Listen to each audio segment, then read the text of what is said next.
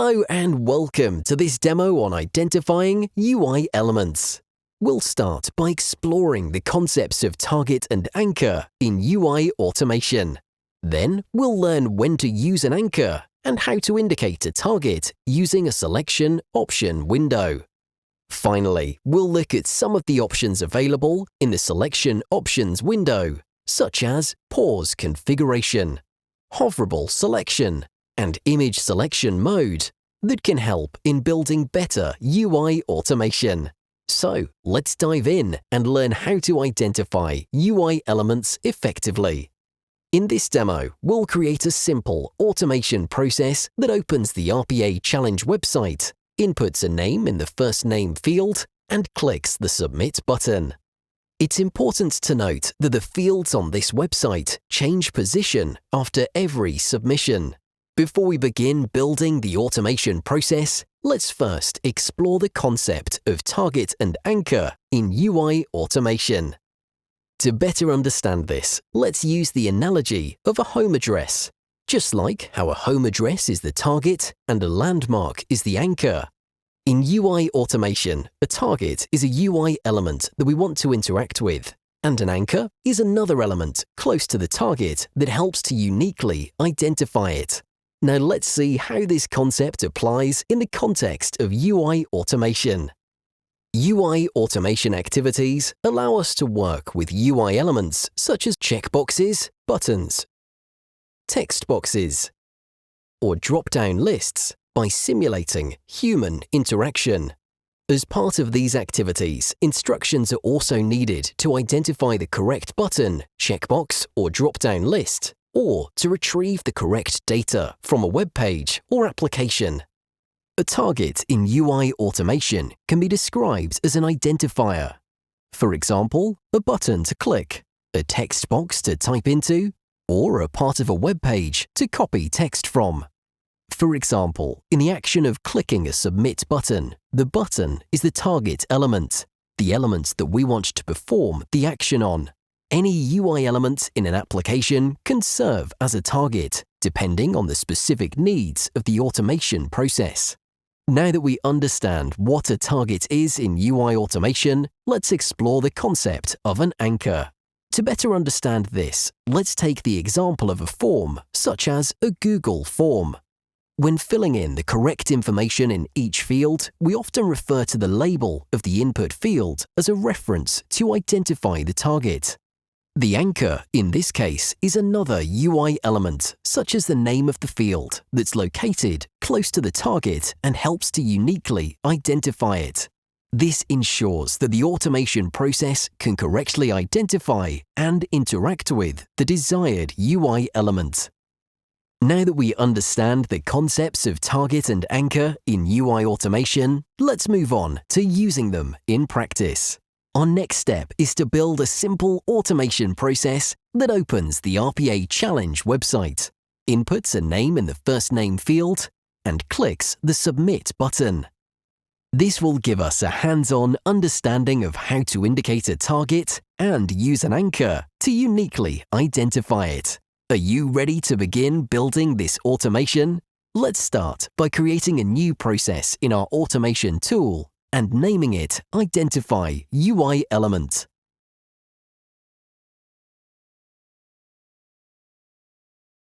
Next, we'll add Use Application or Browser Activity and indicate the application that we'll be working with, the RPA Challenge website. Next, we need to input the first name. Let's add a Type Into activity to our workflow. Now comes the crucial part of identifying the UI elements on the website. Our target, in this case, is the first name input field.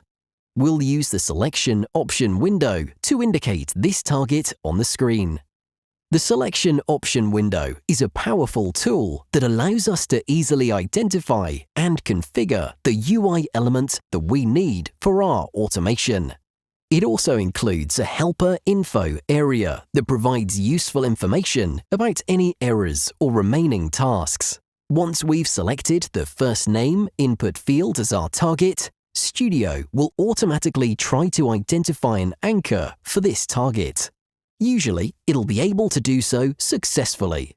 But there might be situations where we need to manually choose a reliable anchor. It's important to choose an anchor that will work in all situations so that our automation runs smoothly. As we know, targeting methods are used to identify UI elements on the screen. One feature that enables this is the Unified Targeting method, which is made up of at least one target and optional additional elements called anchors. This allows for identifying multiple UI elements at once. The Unified Targeting method includes selectors, fuzzy selectors, and images.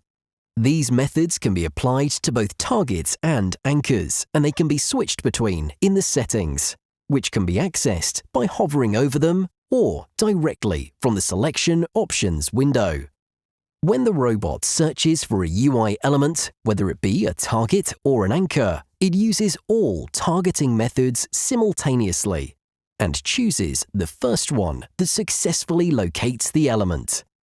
The selector method is the fastest, and it looks for elements that match specific attributes, while the fuzzy method is more flexible in identifying elements. The image method looks for an exact image of the element, and it's recommended when other methods are not stable or accessible. But it can be slower and less reliable. Let's get back to project development. To confirm our target and anchor selection, we can click Confirm under the target element or simply hit Enter on our keyboard. Or we have the option to click the Confirm button in the Selection Options window. We can now add a text to a Type Into activity to enter the name, and a Click activity to submit the form.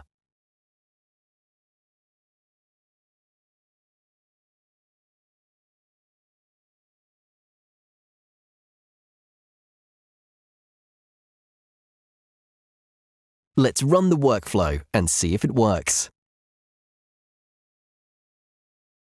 It worked! Great! But, as we mentioned earlier, the RPA Challenge website changes the position of the fields after submitting. This can cause issues for traditional automation methods, but thanks to our use of an anchor, our automation can handle these changes and still complete the task correctly. Let's run the automation again to see if it works as expected. And it did! Great job! We can go back to the selection window to change the target, or edit the current selection by clicking on the Activity menu button and selecting Indicate Target on Screen. It's important to make sure that the target app is in the correct state when editing the anchor and target. Let's try indicating a new target for this activity, but in this case, we won't change the target and instead we'll click Cancel. To edit the target and anchor pair, we can click on its Activity menu button and select Edit Target. This is also a useful way to test if the target and anchor pair is correctly identified, as it will locate it again. Now you might be wondering, what is this target and anchor pair? Well, it's called a descriptor. We'll learn more about this in the descriptor course. Now let's see all of the options and their respective functionalities available under the target element. The Delete option is used to delete the current target in case of a wrong selection. The Settings option takes us to the respective window under the Selection window for further enhancement if we wish to adjust the target, or with an anchor. The Add Anchor option is used to add an anchor to the target. We can add a maximum of 3 anchors to a target. It's important to be mindful if you're adding more than 2 anchors, because it makes the target or UI element very specific, and it has to be detected correctly at every runtime. This can cause longer execution times or even failure of the execution. Let's add more anchors to our current selection and see the result. Let's add 1 anchor to company name. We've added all 3 anchors. Now let's try to add a 4th one. The system isn't allowing us to add the 4th one, and it's giving the warning. As of now, let's click Confirm on our selection and run it.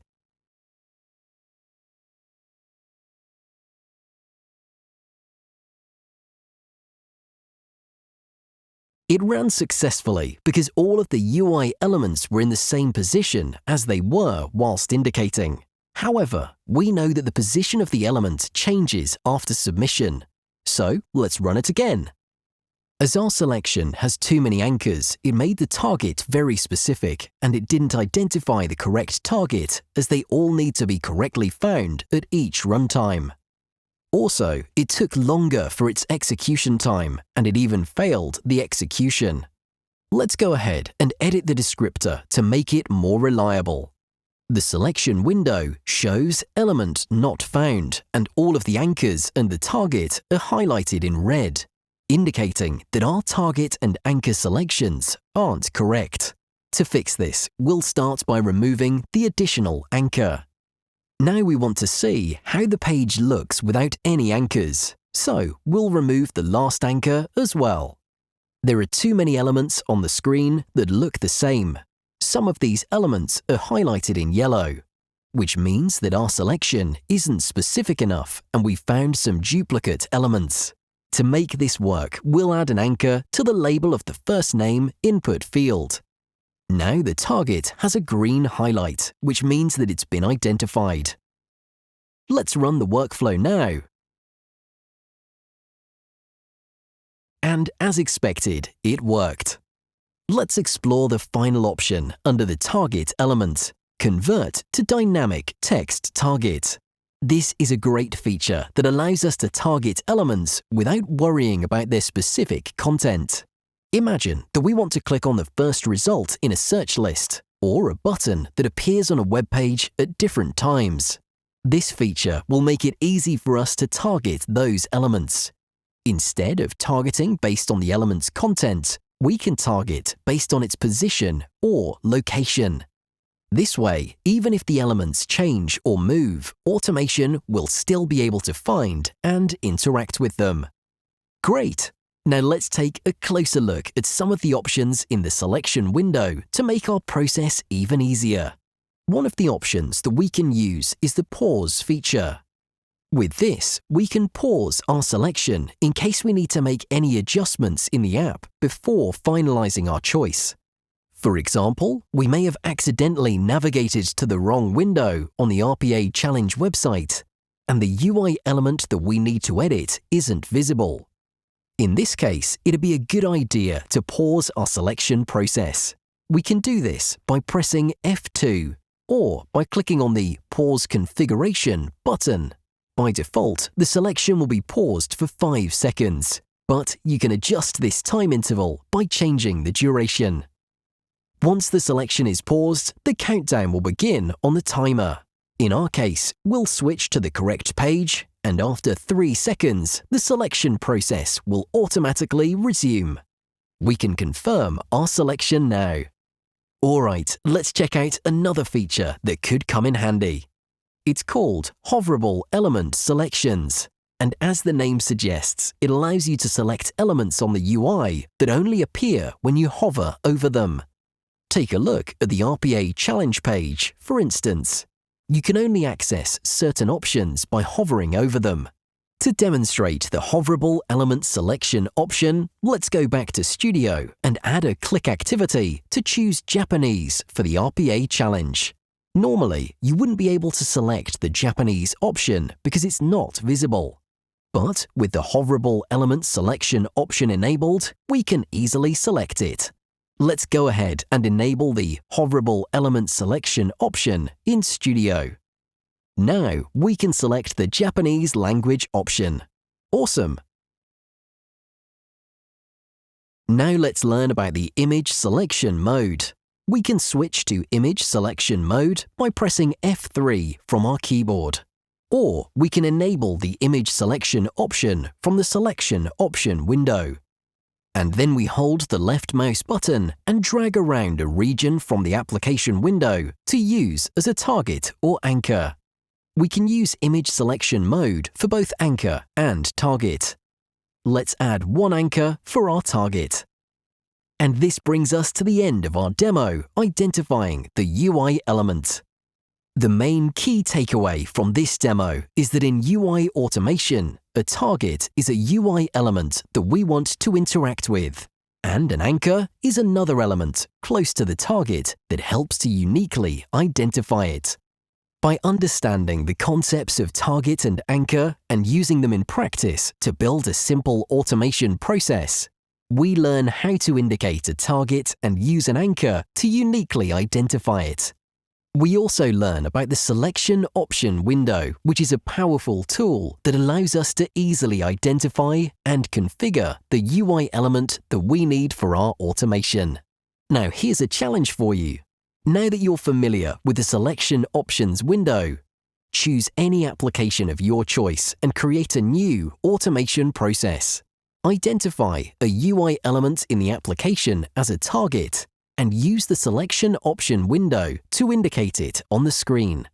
Use the selection option window to identify an anchor for the target and make sure that it's a reliable anchor that'll work in all situations.